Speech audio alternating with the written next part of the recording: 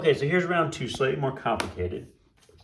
Same start, 120 volt going into AC-DC converter, which shoots out 48 volts.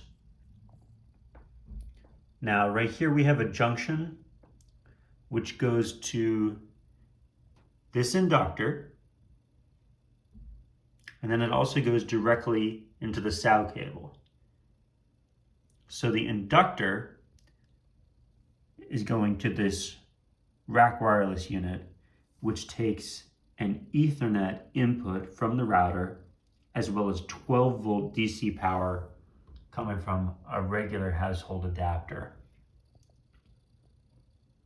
And then it's sending the signal, the communication signal, onto this line, into the junction, and out on the sow cable. Head to the other side of the sow cable.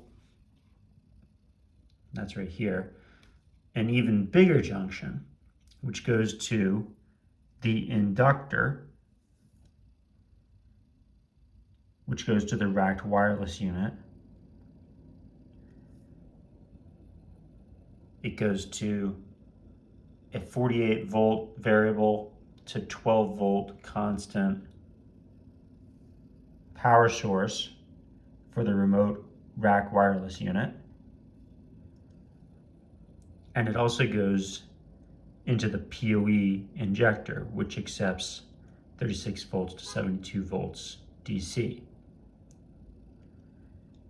The RAK wireless unit, which is receiving a communications signal, which came from the sow cable, went through the inductor, came into the RAK wireless unit, comes out via regular Ethernet port